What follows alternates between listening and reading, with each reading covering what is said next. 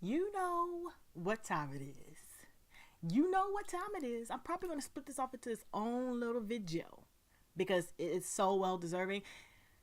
Today, on the day of our Lord the 5th, we got the Game of Thrones trailer. Super excited. Season 8. I've already did my first reaction to it. It's on my cellular device. Hopefully you've already watched that before you came here, because this is going to be the breakdown. Now, I'm going to break it down as much as I possibly can because I'm that nosy bitch. I've been looking at this and thinking about this all day. I've been going to all of my favorite reactors and just like leaving tidbits in their comments and then just not looking at anything else anybody else is saying. So yeah. So here we go. I'm going to go ahead and break this shit down. Well, you know what? That's a fucking lie. I'm going to watch it one more again. One more again. And then I'm going to break it down after that. I can't help it. I can't help it. It's so fucking good. The sheer panic on her face. Man. I know death. Sheer panic. Look at her eye. He's got many faces. I didn't notice that in the first one. One. Okay. April 14th. 13 days after my birthday. Everything you Golden did Company. Where you are now. Where you belong. Home.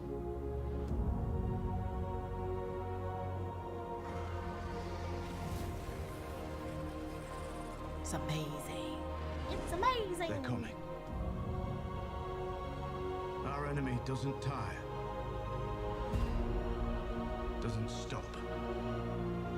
Doesn't feel. Oh, I'm so sad for them.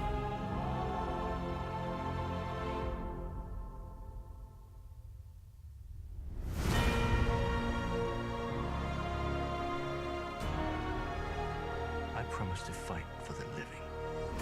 That's right, Jamie. We're gonna fucking fight for the living. Yes, bitch.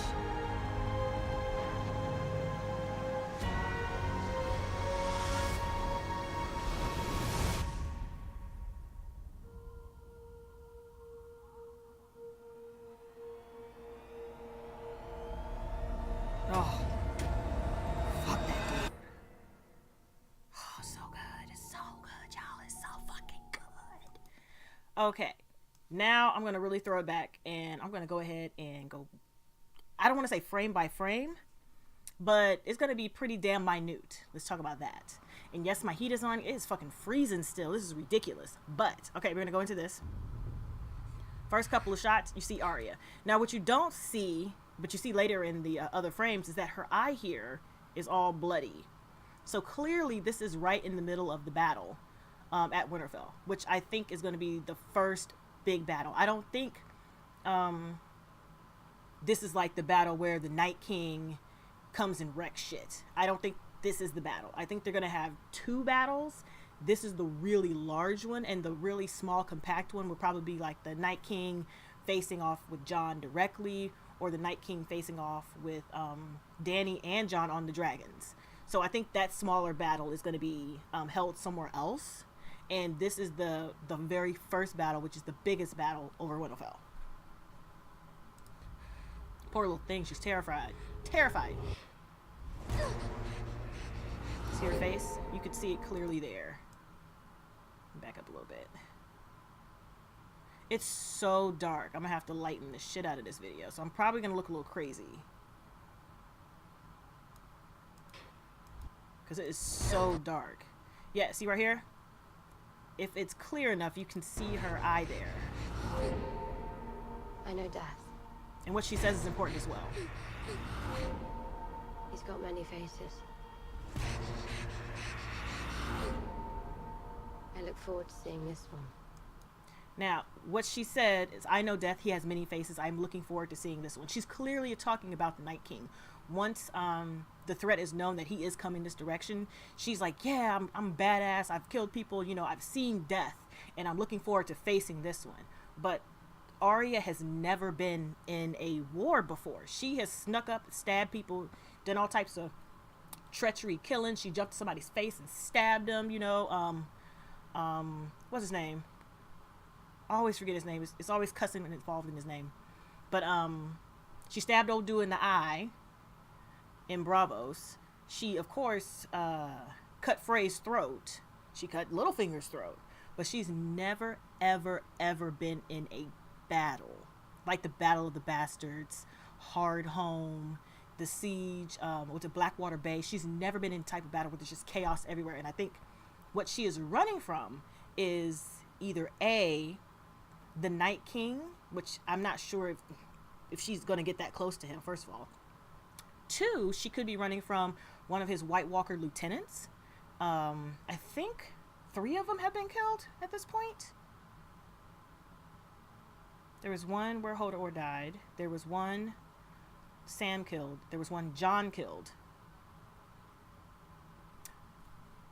I think that's it. I think those are the 3.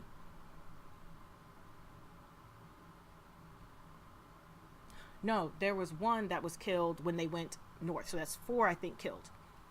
So I'm thinking she might have ran into one of the heavy hitter White Walkers themselves, and that's who is chasing her throughout the through the hallway. Now, the third option could be the many-faced god. I don't believe that, because I think Jaqen H'ghar was truly proud of her, because she put the face on the wall. Technically, she did what she was told. Said you can't remove a face without putting a face back, and so she put a face back. It just wasn't her own. So I'm not sure if the trickster tricked, but that could be it. Then we're gonna go back to what we see here when she's running through and speaking. Now in this scene, as you can see by the statue back here, they are in the crypt. Oh, it's a wolf. Is that a Rob statue with the wolf next to him? Or is that actually Ghost?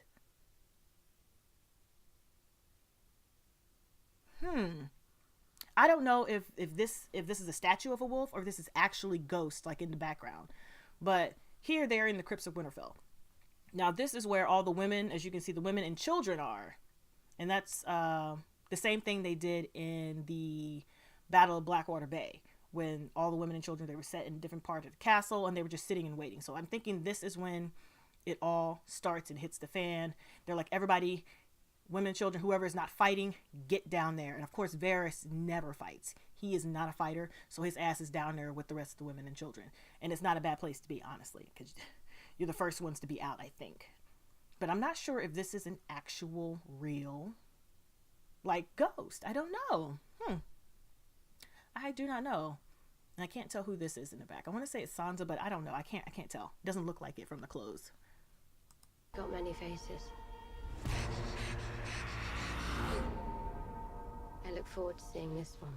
Yeah, and I just think that when she was talking about that, that is literally when they first got there, after she saw the dragons fly in, they walked all the way in and they're in the meeting hall. Now they're talking about, like, listen, this is the shit that's going to go down. She's just like really braggadocious of her skills. Like, I'm not scared to do shit.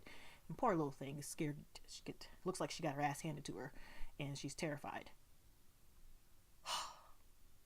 I don't think she's going to make it out of this alive.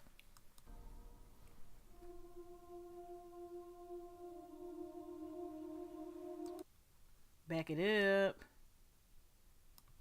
Here, as you can see from the Kraken, these are Euron's boats, and they are coming back from Essos with the Golden Company, which you see in the next scene. Now this guy here, I was watching some people's reactions to this, and I love the normies, but yo, they were way off. Oh, I love you some normies, but they were all way off. Not Jamie. Looking at the sword, I don't, that's not a recognizable design either for the sword. But as you can see, this is the Golden Company, the leader of the Golden Company, and these are the people who follow Euron. So clearly Euron made it to Essos, bought the Golden Company, and is bringing them back. This is the wild card for me in the season. I know where everyone else stands except for the Golden Company. I don't know how they're going to use them. because the Golden Company could come in and do exactly what Cersei paid for, which is to guard her. And if shit hits the fan and they're coming this way, then they attack, or she could use them to go around and hit Dragonstone because she believes that they're still there, but it's still a boon for her whether she knows it or not, because the dragon glass is at Dragonstone, so someone has to be there farming it. Or they could come across and be like, yes, we're here for you, Cersei, we're going to help you, and then they leave her ass, or they sack the city and push her ass back to Robert Baratheon's home, and they join up with Daenerys. I don't know, because she did leave what is his name?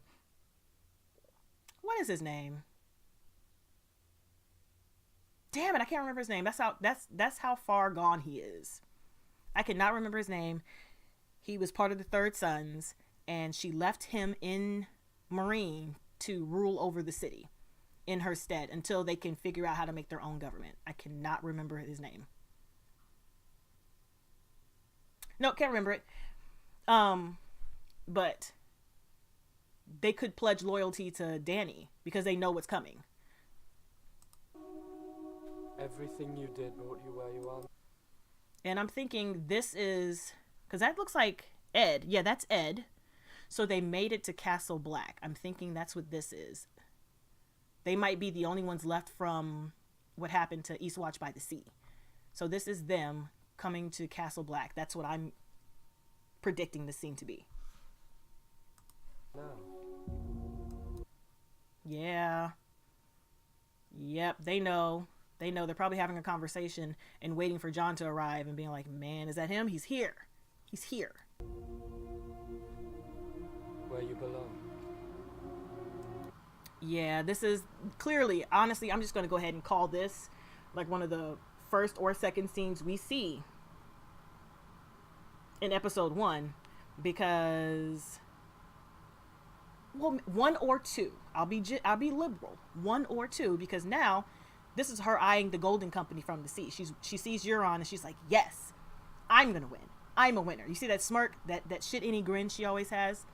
That's the yes, everything is going according to my plan type of smile, with her creepy ass Qyburn next to him.